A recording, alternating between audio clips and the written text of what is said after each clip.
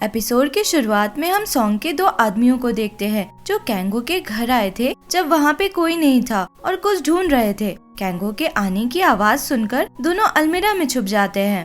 कैंगो अंदर आता है तो देखता है कि पूरे घर की हालत खराब है। पिगी ने तो गंदगी की ही थी, उन दोनों ने भी पूरा सामान बिखेर दिया था। कैंगो को तो यही लगता है कि सब कुछ पिगी ने ही किया। वो सारा सामान जगह में रखता है और घर की सफाई करने लगता है। उसी समय कैंगो को मारने तैसो का आदमी वहाँ पहुँचता है। वो जैसे ही कैंगो पे अटैक करता है, दोनों आदमी अलमीरा से निकलकर उसे रोकते हैं और फाइट करने लगते हैं। वो आदमी किसी तरह वहाँ से निकलकर अपने मोटरसाइकिल लेकर भागता है तो सॉन्ग के आदमी भी अपनी कार से उसका पीछा करने लगते हैं। वो आदमी तैसो को कॉल करके बताता है कि वो कैंगो को मार नहीं पाया क्योंकि उसके घर पे कुछ लोग छुपे हुए थे। तभी उस आदमी के सामने एक कार आने से उसका एक्सीडेंट हो जाता है और वो थोड़ी दूर पे गिर जाता है। उसका चेहरा तो डिस्क्लोज नहीं होता, बस उसके हाथ में बना एक टैटू दिखता है।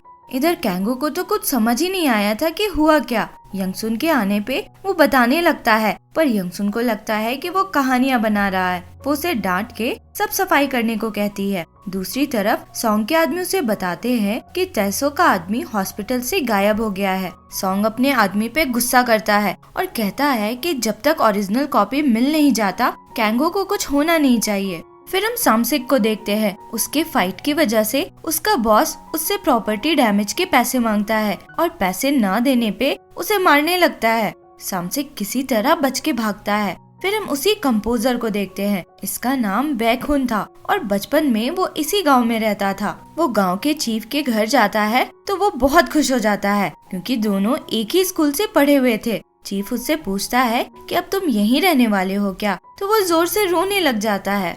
इधर यंगसुन कैंगो से कहती है कि उसे मार्केट जाना है। वो साथ जाने को नहीं कहता क्योंकि वो येजिन और स्योजिन के साथ खेलना चाहता था।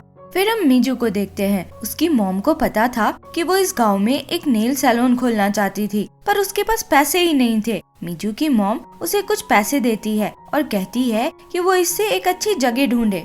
इधर कैंगो येजिन और स्योजिन के साथ खेलने उनके घर की तरफ जा रहा था तो उसे रास्ते में मीजू दिखती है जो दौड़ के एक बस की तरफ जा रही थी और उसका वॉलेट वहीं सड़क पे गिर जाता है। कैंगो वॉलेट उठाकर बस के पीछे जाने लगता है। मीजू एक रियल एस्टेट ऑफिस गई थी ताकि नेल सैलून खोलने के लिए कोई स्पेस रेंट कर सके, पर अफोर्डेबल प्राइस में उसे कोई जगह नहीं मिलती। दूसरी तरफ बैकहुन चीफ के साथ मीजू के मॉम से मिलने पहुंचता है। वो भी उसे पहले जानती थी तो उसे वापस आया देख बहुत खुश होती है। फिर हम यंगसुन को देखते हैं। वो एक मेडिकल स्टोर जाकर बहुत सारे सप्लीमेंट्स के बॉक्सेस खरीदती है और साथ में अपने पेट दर्द के लिए भी दवा लेती है।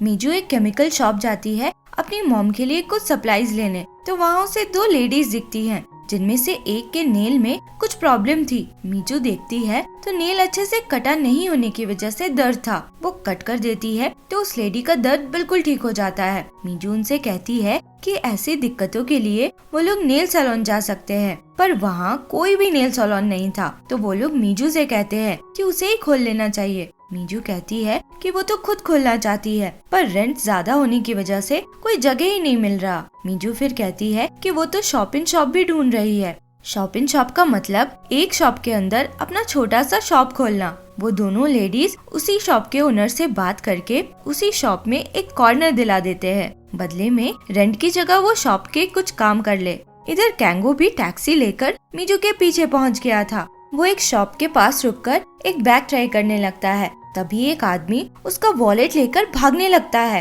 कैंगो चिल्लाता है और एक एप्पल फेंककर उसे मारता है, जिससे वो गिर जाता है और वॉलेट वहीं छोड़कर भाग निकलता है। तब तक उस बैग का ओनर उसके पास आकर बैग चोरी का इल्जाम लगाने लगता है। भीड़ देखकर मीजू भी वहां जाती है और कैंगो को फंसा देखकर उसे बचाती है। कैंगो फिर उसे उसका वॉलेट वापस करता है। उसी समय यंगसुन भी वहां पहुंच जाती है। अपनी मॉम को देखकर कैंगो मीजू के पीछे छुपने लगता है। यंगसुन दोनों को लेकर फिर वापस जाती है और रास्ते में कैंगो को डांट भी लगाती है। गांव पहुंचकर यंगसुन मीजू को कुछ सप्लीमेंट्स देती है अपनी मॉम को देने के लिए। यंगसुन हमेशा से मीजू को ब्लेम करती थी क्योंकि उसकी वजह से कैंगो का एक एग्जाम छूटा था, पर आज वो उसे सॉरी बोलती है और कहती है कि शायद इसलिए उसे आज ऐसा पनिशमेंट मिल रहा है।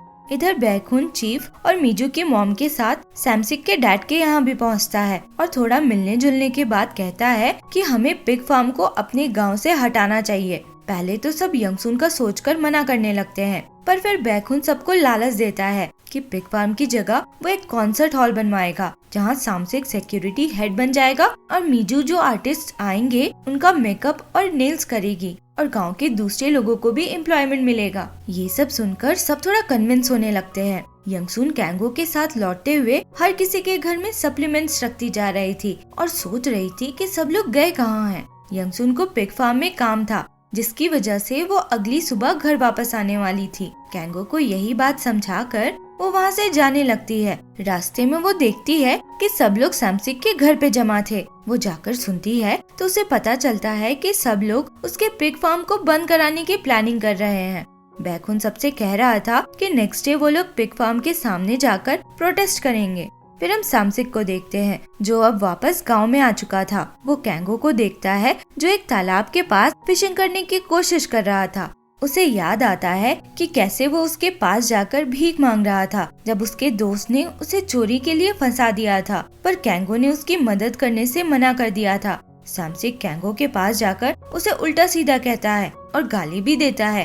कैंगो एकदम गुस्से में आ जाता है और कहता है कि वो अपनी मॉम को बता देगा। फिर वो येजिन और स्यूजिन के घर जाकर उन्हें बताता है कि उसे एक आदमी ने गाली दिया। ये जानकर येजिन तो लड़ने को तैयार थी, पर मीजू उसे रोक लेती है। दोनों बच्चे फिर कैंगो को अपने घर पे ही डिनर करने को बोलते हैं क्योंकि उसकी मॉम तो पिग फार्म में बिजी थी। इधर सैमसिक के पेरेंट्स घर आते हैं तो उन्हें लगता है कि कोई घुसा हुआ है। अंधेरे की वजह से वो देख नहीं पाते और जो था उसे मारने लगते हैं। फिर पता चलता है कि वो तो सैमसिक ही है। सैमसिक को फिर वो लोग कैंगो के कंडीशन के बारे में बताते हैं। इधर डिनर के बाद मीजू कैंगो से कहती है कि वो उसे दोबारा देखना नहीं चाहती और वो उसके बच्चों से दूर रहे। कैंगो उदास होकर मीजू से पूछता है कि मैं तुम्हारे लिए भी बुरा इंसान था क्या? मीजू कुछ नहीं बोलती। दूसरी तरफ सॉन्ग के आदमी फिर से कैंगो के फार्म पहुंचते हैं ओरिजिनल कॉपी ढूंढने। वहाँ यंगसुन उन्हें देख लेती है तो वो बहाना बना देते हैं कि उन्हें खाद खरीदना है। यंगसुन कहती है कि वो नहीं बेचती और उन्हें जाने को कहती है। वो लोग जाने लगते हैं पर तभी यंगसुन को बहुत जोर का पेट दर्द शुरू हो जाता है। फिर हम एक सीन देखते हैं जिसमें यंगसुन छोटी थी। उसके पेरेंट्स उसके भाई के साथ एक पिकनिक के लिए जा रहे थे। वो नहीं जा रही थी क्योंकि उसका एग्जाम था, पर थोड़ी दूर जाते ही यंगसुन के सामने ही उनकी कार का एक्सीडेंट हो गया था। यही सपने में देखकर यंगसुन डर के उठती है तो देखती है कि वो हॉस्पिटल में है। सॉन्ग के आदमी उन्हें हॉस्पिटल छोड़ आए थे। सुबह होने पे अपनी मॉम को ना आया देख कैंगो कॉल करता है तो पता चलता है कि वो हॉस्पिटल में है। इधर बैकुन के प्रोटेस्ट के लिए कोई भी नहीं पहुंचता है क्योंकि उन्हें गिल्ट होने लगा था। यंगसुन ने एक न एक टाइम पे हर किसी की हेल्प की थी। फिर हम देखते हैं कि यंगसुन को डॉक्टर से पता चलता है कि उसे 4th स्टेज स्टोमक कैंसर है। यंगसुन पहले तो मान ही नहीं रही थी। फिर उसे कैंगो का ध्यान आता है और वो अपने पैरों पे गिर के डॉक्टर से खुद को बचाने को कहने लगती है। फिर वो बाहर निकलती है तो कैंगो तेजी से उसकी तरफ आ रहा था और इसी चक्कर में वो व्हीलचेयर से गिर जाता है। यंगसुन पहले तो उसे उठाने लगती है, फिर कुछ सोचकर छोड़ देती है और खुद उठने को बोलकर जाने लगती है। और इसी के साथ ये एपिसोड यहाँ खत्म होता है। आगे क्या हुआ इसके लिए मिलते हैं अगले एपिसोड में। अगर एक्सप्लेनेशन पसंद आया हो तो लाइक, शेयर एंड सब्सक्राइब करें। Thank you for watching.